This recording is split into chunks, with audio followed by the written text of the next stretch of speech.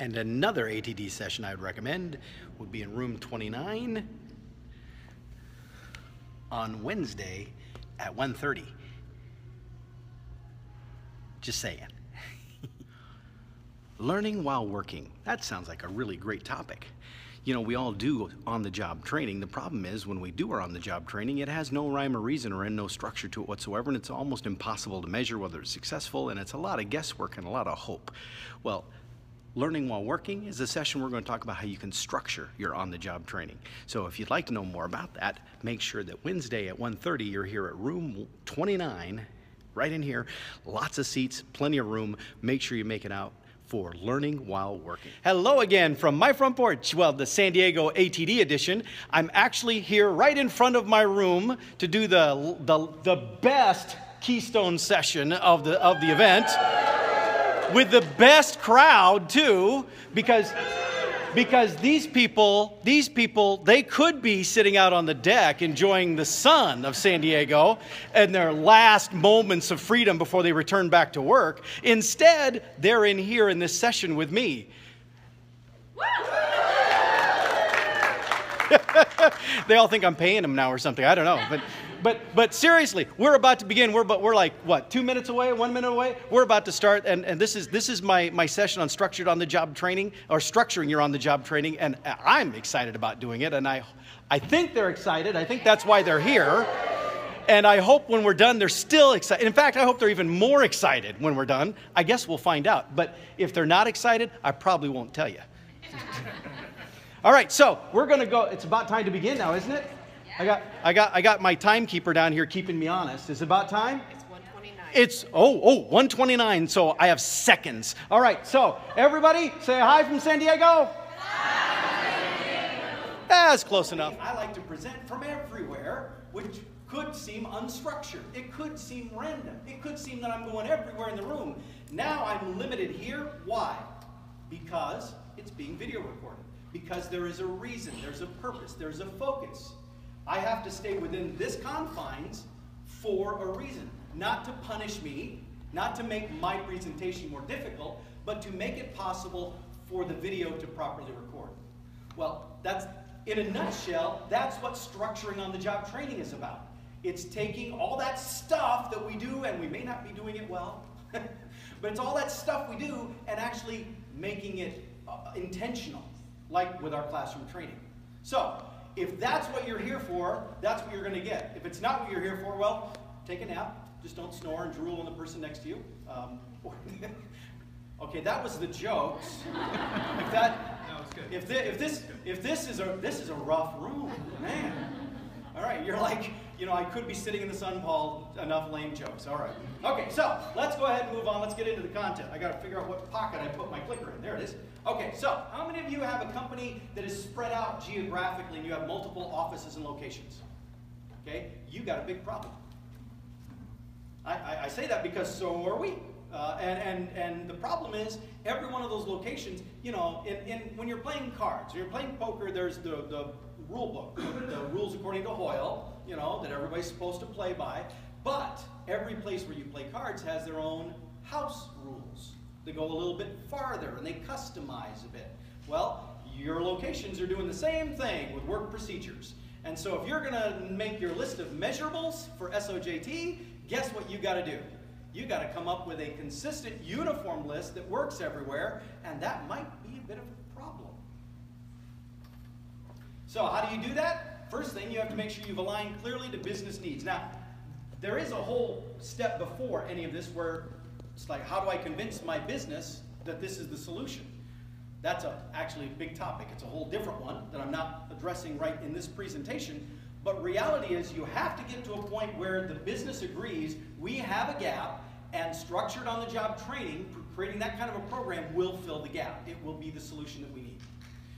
That's where the business has to be. Once you're there, once you've got that focus and you've connected it to a business need, then you can start into the development. And personally, I recommend strongly conducting a bunch of individual interviews. Now, granted, my background is in journalism, so I like doing interviews. But what I've discovered is every time I design one of these programs, I will meet with no less than 50 or 60 individuals. And they will be individuals in that role who are brand new, who are veterans. They will be individuals who oversee that role, individuals who support that role. They'll be the happy people, the productive people, the cranky people nobody wants to talk to. There'll be all that, almost a 360 kind of an approach. Why? Because every one of them will say about 80% of the same stuff, and the other 20% can be very insightful. All right, so my session now just wrapped up. Well, it didn't just wrap up because there was, a line of people wanting to ask questions. Like, line went around the block. No, I'm exaggerating. It really did. I'm exaggerating. But anyway, I have here the last two victims, attendees of the session that are here. Now they actually hung around to ask questions, and I hung around and gave them mediocre answers.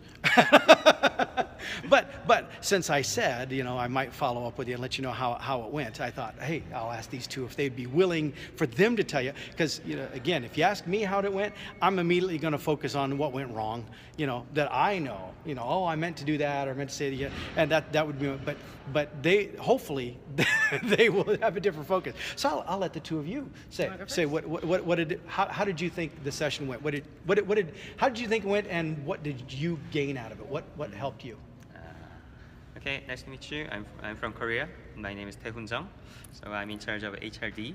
But after the sessions, I get some impressed about.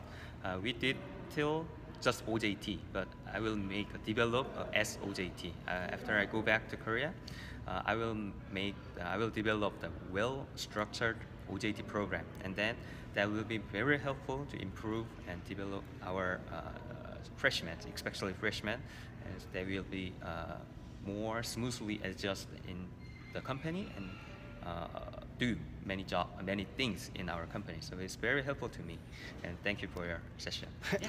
Thank you. That's awesome. I love that. I'm going to go back to Korea, and I am going to. I really appreciate you saying we're doing OJT, but now we're going to do structured OJT. Yes. Good job. All right. And now that means that next year he's going to be a speaker here, talking about the program they got. So, all right. And my name is Jamie Brandow, and I am with Sam's Club, and I've worked a lot on the job training programs. We really need to amp up our pipeline of talent from our team lead level up into our assistant manager and club manager. And what I loved about the session was it was so applicable to the work that I'm doing every day. And so he started with saying, this isn't theory, and I love that. That was great because I actually was able to take notes to say, tell Chris, who is my boss, do this. And let's talk about this when I get back. And so I took quite a few notes that I'm actually going to be able to apply to my job as soon as I get back. And so that was really great for me. Good. All right. Great. And I'm glad that that's the way that it came off too, because I'm not to say that there's anything wrong with research. Research is good and it validates what we do. But sometimes when you have an individual who facilitates a session and they have studied something or they've researched something and then they get up there and tell you this is the way you should be doing things and they haven't actually done it. Then it's like, how do you really know it works? I mean, I realize the research may say this, but how do you really know if you haven't actually done it yourself?